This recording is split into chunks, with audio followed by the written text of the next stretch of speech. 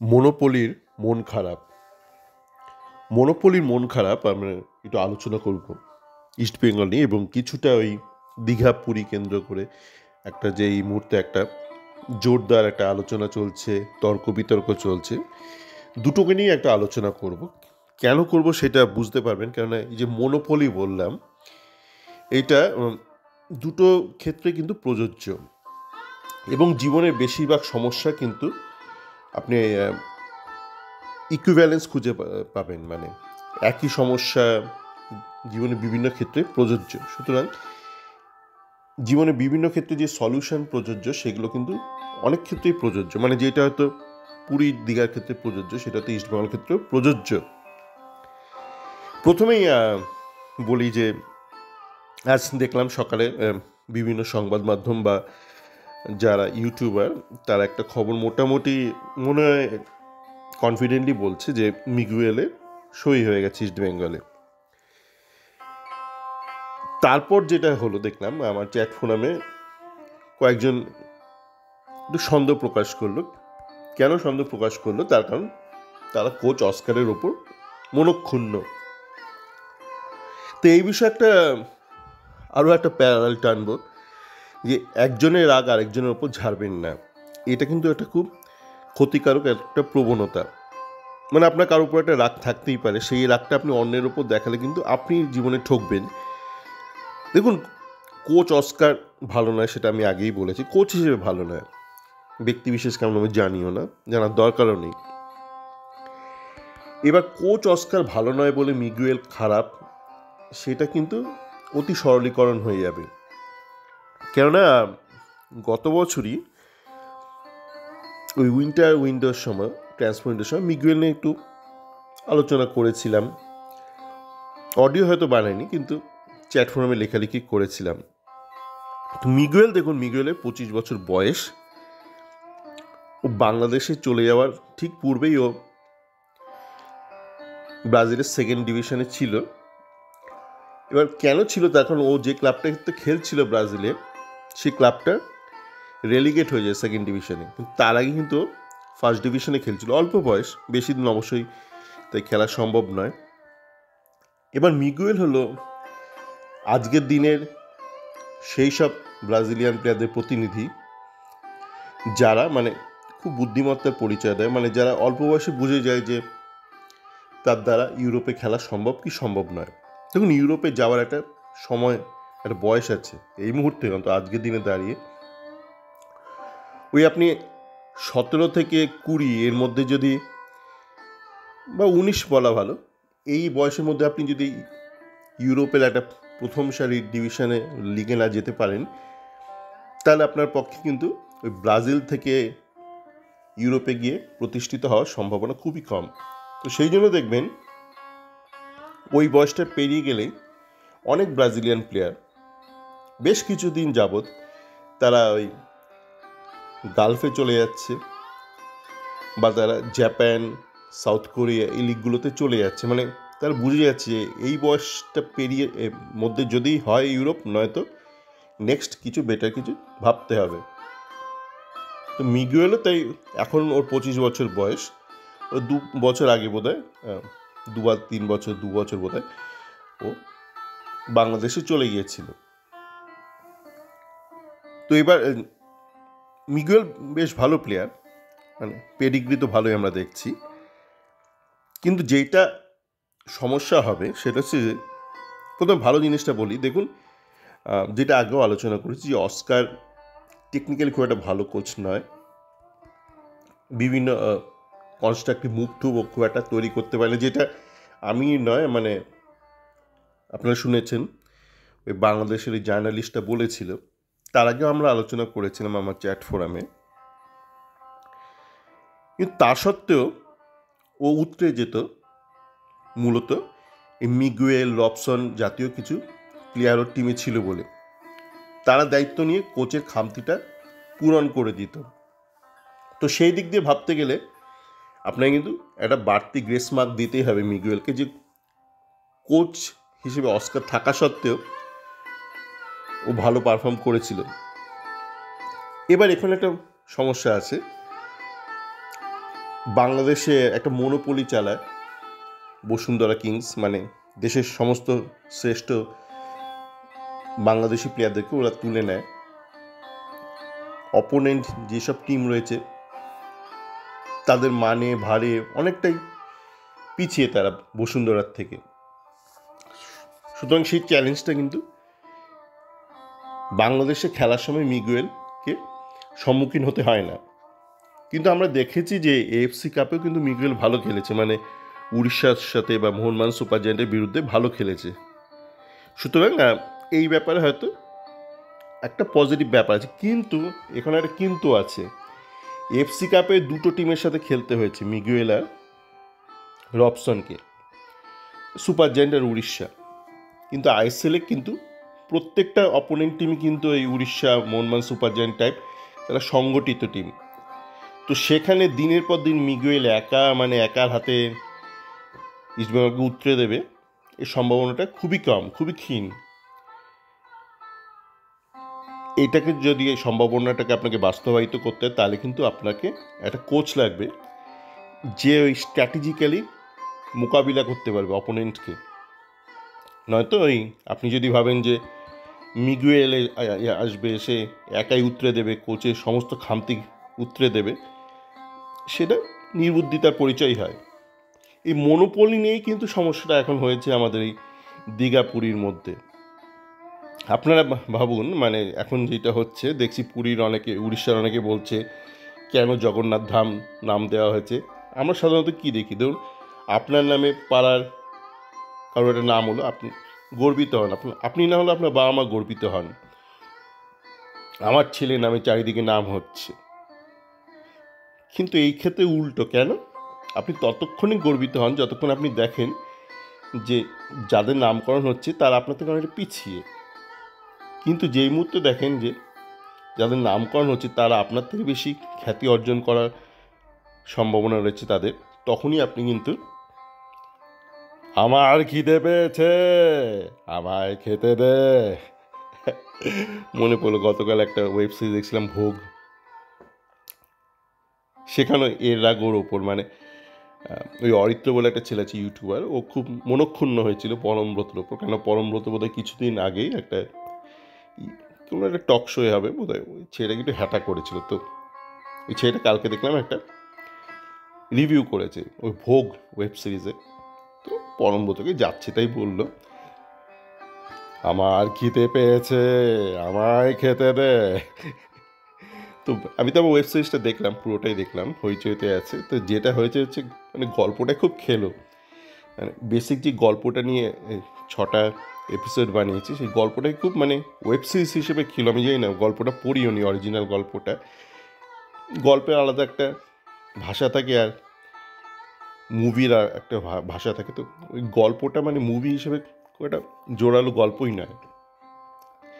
কিন্তু ওই যে মানে গল্পের উপর রাগটা না দেখিয়ে ওই অরিত্র কিন্তু পরমব্রতকে যাচ্ছে তাই বলে গেছে। তো এই জন্য বলছি যে আপনার যদি রাগ থাকে অস্কারের ওপর, সেই রাগটা মিগুয়েলের ওপর দেখাবেন না।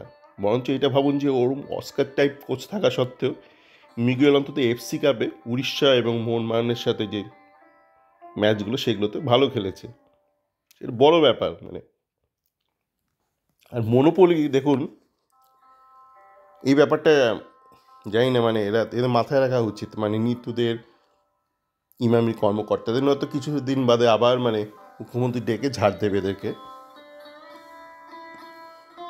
অস্কার কিন্তু এই মনোপলি মধ্যেই কিন্তু মানে উতরে গেছে। মানে ও যে বলে না, আমি এমন একটা ক্লাব থেকে এসেছি যেখানে শুধু জয় জয় জয়, সেটা একটাই ক্লাব, ওই বসুন্ধরা কিংস।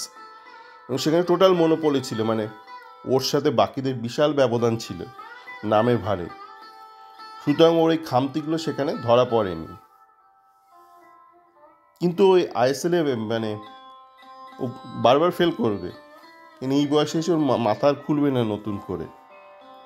তো মিগুয়েলকে নিক, ও যত ভালো প্লেয়ারকে নিক, অনেক ভালো ভালো দেশি প্লেয়ারও আসবে শুনছি। আখেরে যেটা হবে হচ্ছে, আপনি একটা এলেবেলে রাস্তার লোককে ধরে এনে, একটা উড়ে পুরুতকে ধরে এনে, উড়ে ঠাকুরকে ধরে এনে আপনি এক গাদা দামি মশলা দিয়ে বলুন বিরিয়ানি বানাও, ও সমস্ত মশলা পুড়িয়ে ঠুরিয়ে দিয়ে চলে যাবে। উড়ে ধাই কিরি চলে যাবে। এই যে দেখছেন মন খারাপ এখন উড়িষ্যার লোকের, জানি না মানে আপনাকে একটা বোঝার জিনিস বোঝার দরকার খুব। আপনি হয়তো বাঙালি, নিশ্চয়ই বাঙালি, নয়তো শুনছেন বাংলায় এই কথাটা। আর 5টা বাঙালির মতন আপনার হয়তো পুরী হয়তো খুব ফেভারিট। ফেভারিট মানে কি, আপনি নস্টালজিয়ায় আক্রান্ত, খুব মন ভালো করে দেয় পুরীর কথা ভাবতে গেলে। কিন্তু পুরী কোন কথাটা ভাবতে গেলে আপনার মন ভালো হয়? আপনি যে একটু চোখ বন্ধ করে ভাবেন পুরী কোনটা আপনার স্মৃতিতে গেঁথে বসে আছে, দেখবেন মানে ওটা মূলত হচ্ছে পুরীর সাগরের ঢেউ, আর পুরীর খাজা, কাকাতুয়ার খাজা, হয়তো একটু কোণার্ক দর্শন। খুব বেশি কোণার্ককে মনে পড়বে না হয়তো, পুরীর মন্দির হ্যাঁ, কিন্তু খাজাটাই আপনার বেশি মনে পড়বে। খাজা ব্যাপারটা ছোটোবেলা বাচ্চাদের ওইগুলোই ভালো লাগে।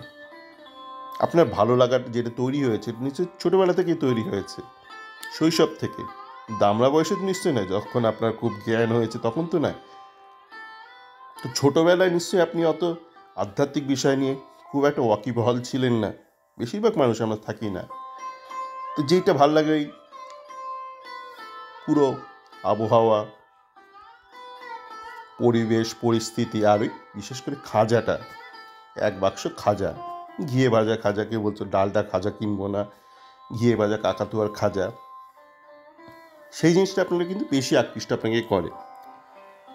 এবার যেটা সমস্যা হয়, নস্টালজিয়া কিন্তু ট্রান্সফারেবল নয়। মানে আপনার নস্টালজিয়া একান্তই আপনার। আপনি আপনার টাকা, আপনার প্রপার্টি, মুভেবল, নন মুভেবল, আপনি ট্রান্সফার করতে পারেন। অন্য কাউকে দিয়ে গেলেন, দিয়ে দিচ্ছেন, হয়তো ডোনেট করছেন। আপনার নস্টালজিয়া কিন্তু ডোনেট করতে পারবেন না। আপনার ব্যক্তিগত ভালো লাগা একান্তই আপনার, আপনি বরঞ্চ সেটা লোকের সাথে শেয়ার করতে পারেন, কিন্তু কাউকে আপনি ইনজেক্ট করতে পারবেন না। তো আমি যেটা দেখছিলাম, বিভিন্ন ইউটিউবার গেছে, অল্প বয়সী অনেকে। আমি কিছুদিন আমার চ্যাট ফোরামে একটা ভিডিও আমি পিন করে রেখেছিলাম। অল্প বয়সী একটা মেয়ে আর একটা ছেলে, তারা গিয়েছিল। মেয়েটার বোধহয় কিছুদিন আগে বাবাও মারা গেছেন, ওদের একটা ভ্লগে দেখছিলাম। তো তারা স্পন্টিনিয়াসলি বলছে, মেয়েটা অন্তত বলছে যে সে একাধিকবার পুরীতে গেছে কিন্তু একবারও জগন্নাথের মন্দিরে যায়নি। তো সেইটা যখন আমি আরেকজনকে বললাম, না কী করে হয়, এটা কী করে হয় মন্দিরে গেল না, আমি বললাম সে যায়নি, কী করে হয় না, সে যায়নি। এবং আবারও যেটা বলছি, আপনার ভালো লাগা, আপনার নস্টালজিয়া একান্তই আপনার, আরেকজনের আপনি সেটা জোর করে ইনজেক্ট করতে পারেন না। এবং সে কেন জানি সেটা অন্য প্রসঙ্গ, কিন্তু সে যায়নি সেটা হচ্ছে একটা ঘটনা, এবং এটা অনেক ক্ষেত্রে প্রযোজ্য। আমি দেখছিলাম প্রথম দিনে যে প্রচুর তো ভ্লগ তৈরি হয়েছিল ওই দীঘার জগন্নাথ ধাম নিয়ে, তো প্রচুর বাচ্চা গেছে, গিয়ে তারা খুব আনন্দ করছে সেই মন্দিরের মধ্যে, সেলফি তুলছে। বাচ্চা বয়সে আপনি ওই যে বললাম আপনার ভালো লাগাটাই বড় ব্যাপার। ওই বাচ্চা বয়সে তো আপনি আধ্যাত্মিকতা বা ধর্ম নিয়ে তো খুব একটা ধ্যান ধারণা থাকে না, ভালো লাগাটা। এবার আজকের যেই বাচ্চাটা, 2025-এর যে বাচ্চাটা জগন্নাথ ধামে দীঘাতে গিয়ে যে আনন্দ করছে, ভালো লাগছে, এটাই তো নস্টালজিয়া তৈরি হবে। আপনার নস্টালজিয়া আপনার, এই শিশুটার নস্টালজিয়া এই শিশুটার, তার নস্টালজিয়া শুরু হয়ে গেছে তৈরি, 30 এপ্রিল থেকে তার নস্টালজিয়া তৈরি হচ্ছে। এবার আমি দেখছি মানে দীঘা পুরীর অনেক পুরোহিতদের, আমাদের ওই যিনি এসছিলেন কি রাজেশ ভদ্রলোক, দ্বৈতপতি, ওনাকে অনেকে জিজ্ঞেস করছে দীঘাতে থাকাকালীন মানে কোনটা বেশি জনপ্রিয় হবে। সেও যে পুরী পুরী, দীঘা দীঘা, পুরী তো 1 নম্বরে থাকবে, এইটা আবারও ভুল মানুষের। এটা আপনার ধ্যান ধারণা, মানে আপনার ধারণা থেকে আপনি বলতে পারেন মানে পুরীর অনেক মাহাত্ম্য আছে, এটা সেটা অনেক কিছু বলতে পারেন। ভারতে কিন্তু এরকম অনেক পুরনো পুরনো মন্দির আছে, সব মন্দিরে লোকে যায় না। আপনি কোন কারণে বলছেন যে পুরীর মন্দির প্রচুর মাহাত্ম্য? আপনি তার বয়স নিয়ে বলছেন, মানে যতদিন পুরনো প্রাচীনত্ব নিয়ে বলছেন। তো এরকম অনেক মন্দির আছে, তারা প্রাচীন, সেখানে লোকে যায় না।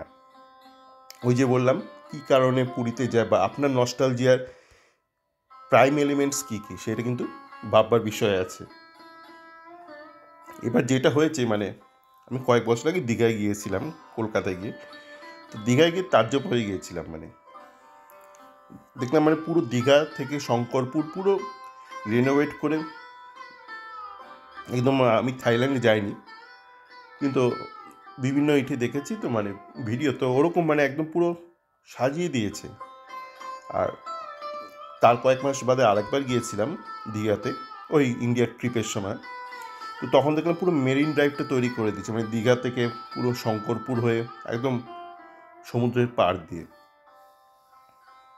এই কাজগুলো মানে আপনাকে যখন একটা অ্যাসেস করতে হবে যে future potential of tourism of Digha, আপনাকে গোটা ব্যাপারটা মাথায় রেখে করতে হবে।